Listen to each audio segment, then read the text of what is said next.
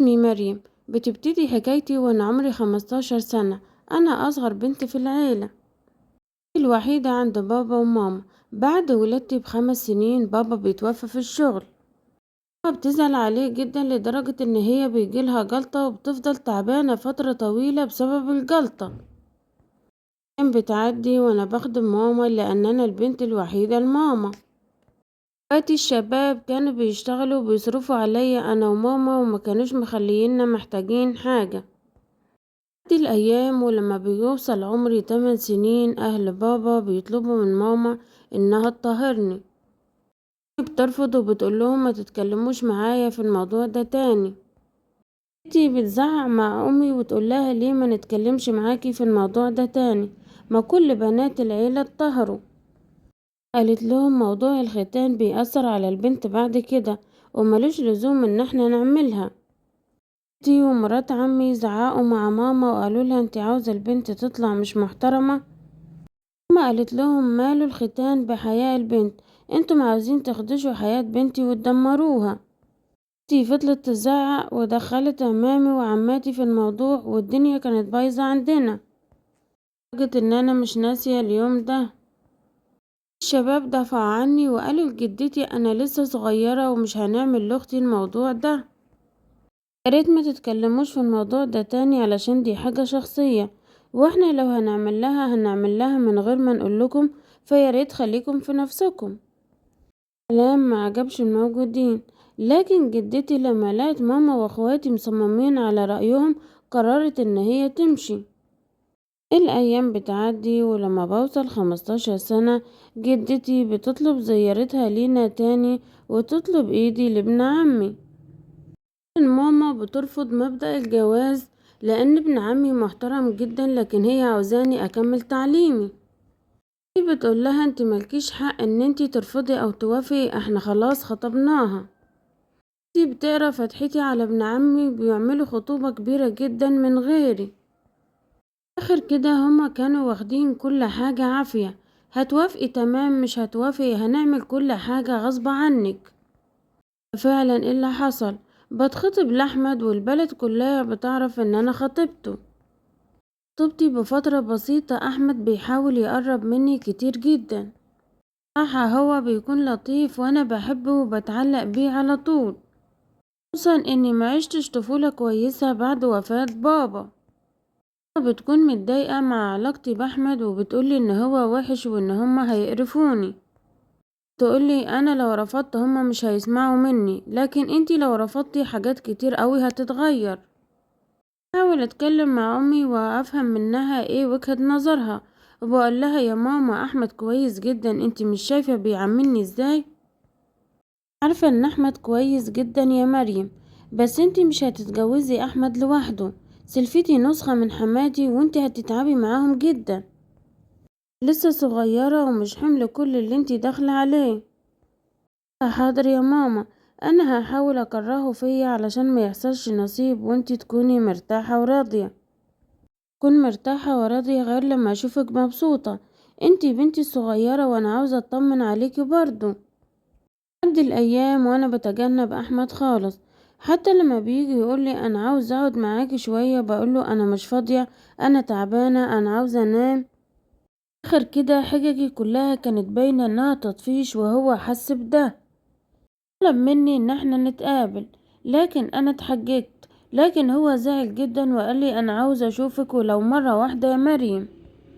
قررت اروح علشان اشوف ايه المشكلة، عشان دي كانت اول مرة يصمم على حاجة بالشكل ده. انا على المكان اللي احنا هنتقابل فيه واستأذنت ماما وخرجت. شاف وشي فضل يعاتب فيا وبيقولي هو انتي بتعملي كده ليه؟ عارفة ان انا بحبك يا مريم ومستني ان يكون عندك 18 سنة علشان نتجوز. لا عليكي ما تعمليش معايا كده، ما تنسيش ان انا شوية وهسافر، مش عاوز امشي وارجع الاقيكي سايباني او فسخة الخطوبة. اني كده ان انتي هتكوني كسرتيني حرفيا. فضل يتكلم كتير جدا ويتحايل عليا لدرجة ان هو صعب عليا قوي. قررت ان انا اواجه ماما واقول لها على كل اللي في قلبي. راحة كده قلت لها ان انا بحبه ومش هقدر اسيبه. طبت عليا وقالت لي أحمد كويس، لكن للأسف هو هيقعد معاكي شهر شهرين وبقية السنة هيكون مسافر. انتي هتتنفخي في بيت العيلة من الآخر. طيب أعمل ايه يا ماما؟ أنا بحبه وقلبي مش بإيديا. خلاص اتصلي بأحمد وقوليله ان هو يجي علشان أنا عاوزة أتكلم معاه في موضوع مهم. حاضر يا ماما. ودخلت جبت تليفوني واتصلت على أحمد وقلتله ماما عاوزاك. قال لي ماشي 5 دقايق وهكون عندكم. شوية وقت أحمد جه. ماما قالت لي خشي اعملي لنا عصير. اعمل العصير، لكن أنا كنت سامعة هما كانوا عمالين يتكلموا في ايه. ماما تتكلم مع أحمد وقت طويل جدا وقالت له أنا عارفة ان انت روحك في مريم، ومريم كمان روحها فيك.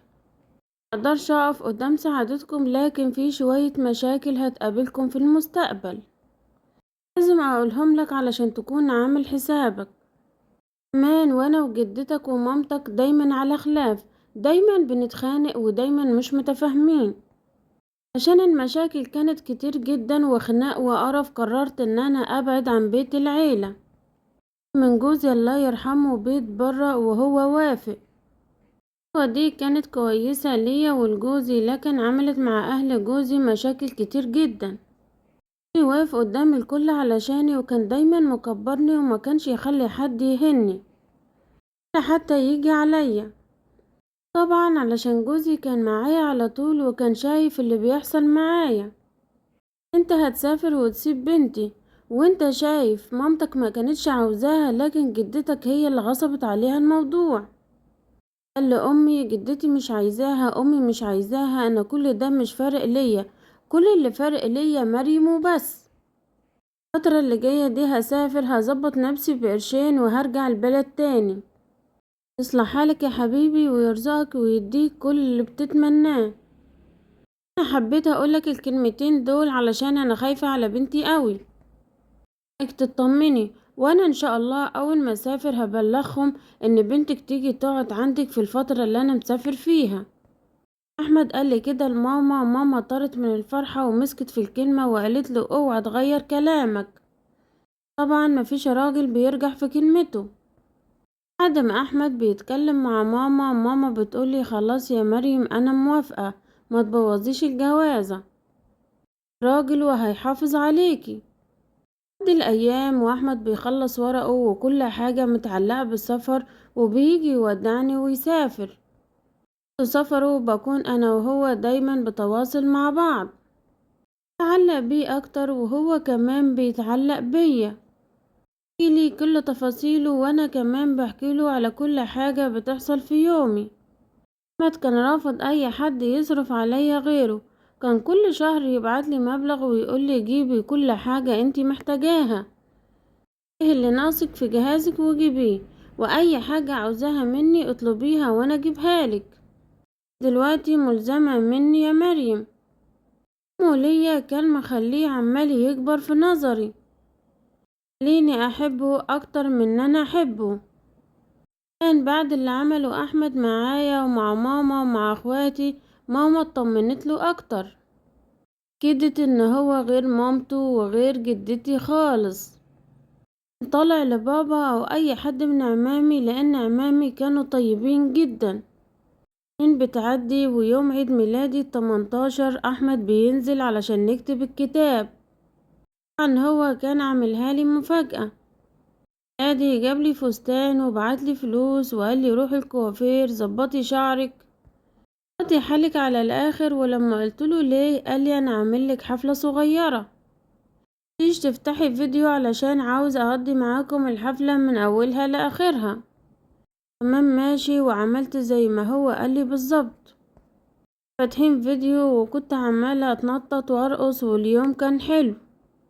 واحدة وانا برقص مع اصحابي لقيته داخل هو والمأذون مع جدتي ومامته وشوية من قرايبنا.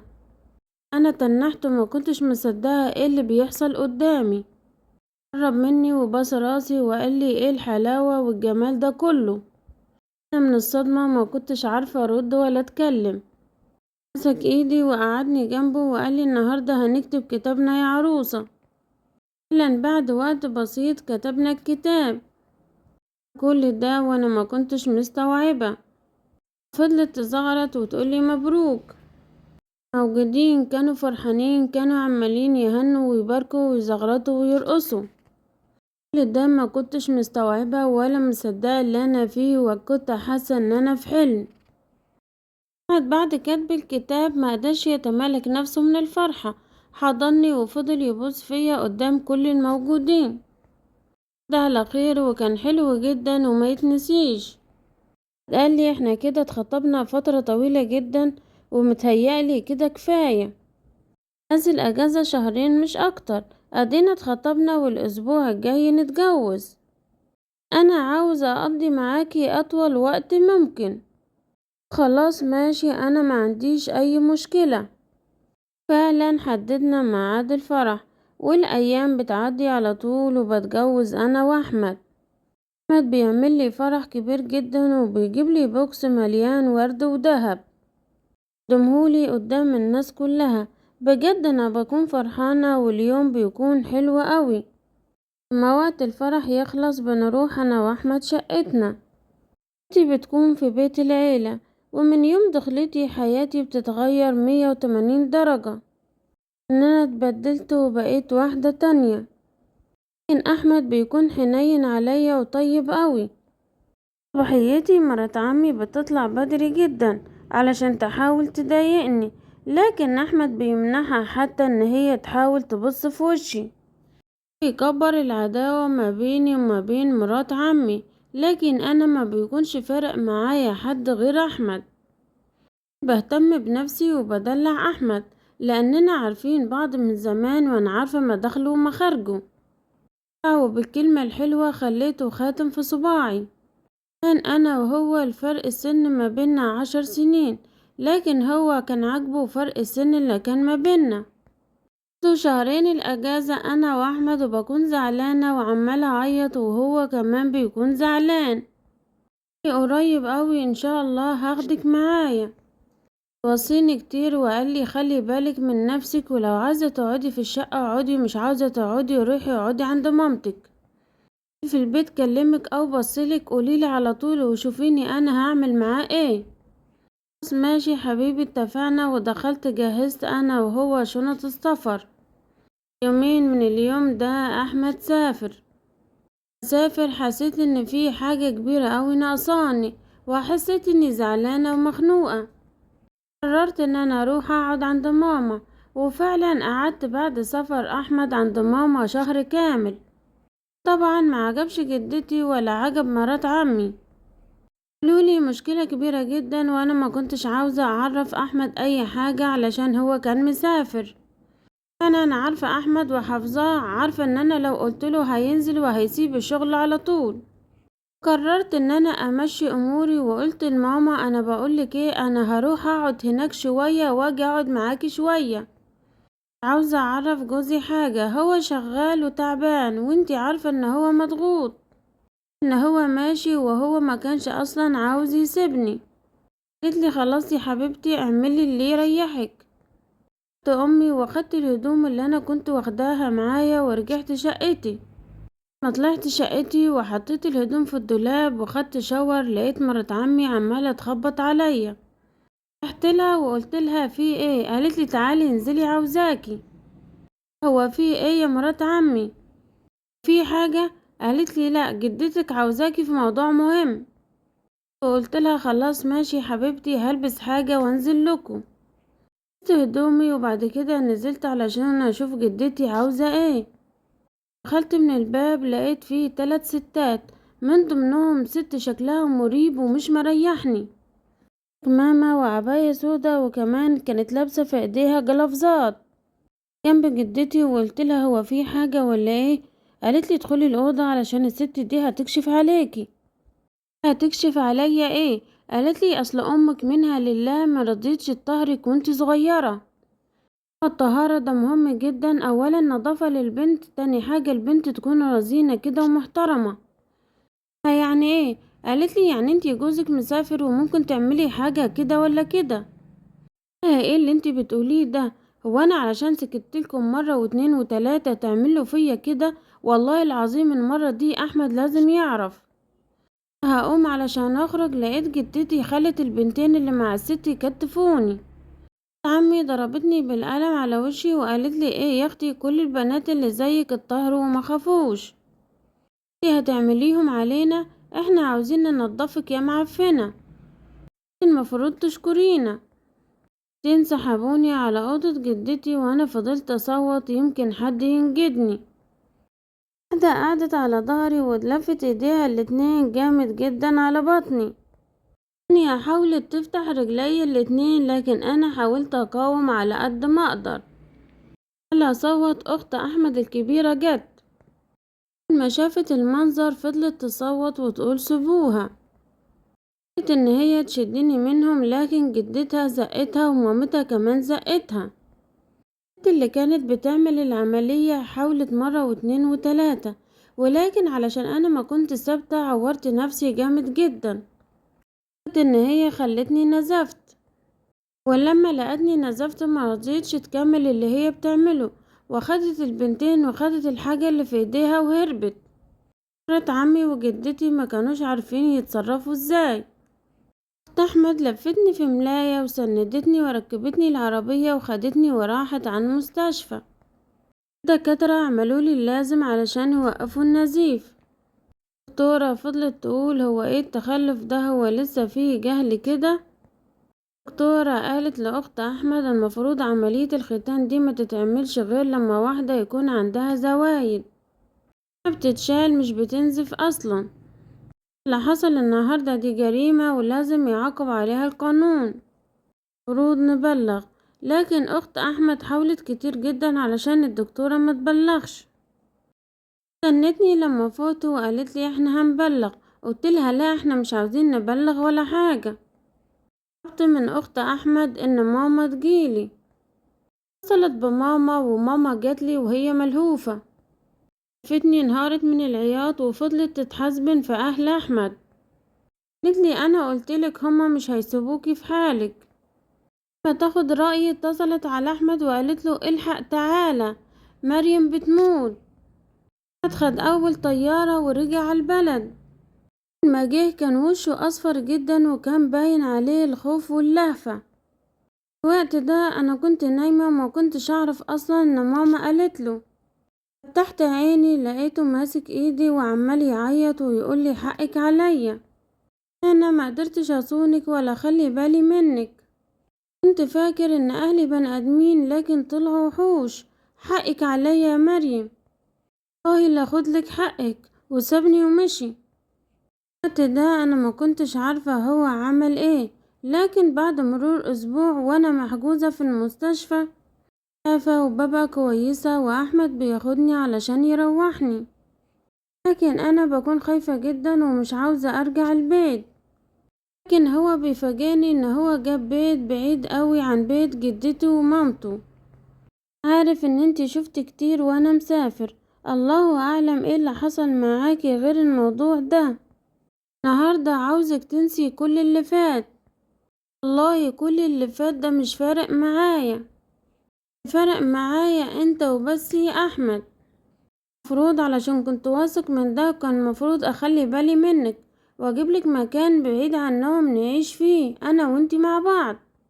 كله حصل خير، كله مكتوب، الحمد لله وربنا قادر ان شاء الله يجيبلك حقك. عملت اللي عليا وانا مش هقولك عملت ايه، بس خليكي واثقة فيا. قلت له انا واثقة فيك من غير اي حاجة. ايام بتعدي واحمد بيقعد معايا فترة وبعد كده بيسافر تاني. لي احمد بقى يكلمني كل يوم كتير جدا، كان يطمن عليا ويتأكد ان انا كويسة، وكمان يتصل على مامته علشان برضه يتأكد منها. يعدي 6 شهور وانا بتعافى تماما من كل اللي بيحصل لي، لكن كل ما افتكر جسمي بيوجعني. لما احمد يتأكد مني ان انا تمام يطلب مني ان انا اروح له زيارة، وطبعا في الوقت ده انا بوافق على طول. زيارتي بتكون 3 شهور، بقضي 3 شهور معاه، وال3 شهور دول بيكونوا أجمل وأحلى 3 شهور في حياتي. بعد ما الأجازة بتخلص برجع بلدي وبكتشف إن أنا حامل. ما بعرف نفسي حامل بنهار من العياط، وعياطي في الوقت ده بيكون عبارة عن فرحة وخوف. بكون فرحانة بالبيبي ولكن بكون خايفة ان انا اولد لوحدي.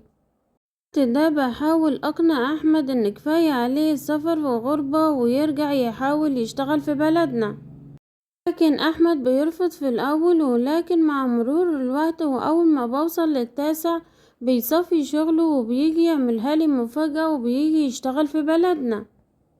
وش البيبي بيكون حلو عليه، بيكبر في شغله وبينجح ورزقه بيزيد. كفاية عليا ان هو جنبي، وكفاية ان انا لما بتعب بيروح معايا، مش بروح لوحدي زي زمان. وهو لحد دلوقتي مقاطعين اهله ومش بنكلمهم. كده استحالة اكلمهم بعد اللي عملوه فيا، لكن لو هو عاوز يكلمهم دي حاجة بتاعته، لكن هي في الاول وفي الاخر دي مامته. انا عمري ما هسامحهم، حتى ابني مش هخليهم يشوفوه وده من حقي. أنا حاليا حامل للمرة التانية، وحياتي وانا واحمد الحمد لله مستقرة، نتخانق ونتصالح وحياتنا زي اي اتنين متجوزين. لكن الحمد لله ربنا رزقني بواحد يعرف يعني ايه رحمة، ويعرف يعني ايه مودة، يعرف يعني ايه يحافظ على بنت الناس اللي اخدها من بيت اهلها. ربنا يخليهولي ويديمه في حياتي ظهر وسند ليا.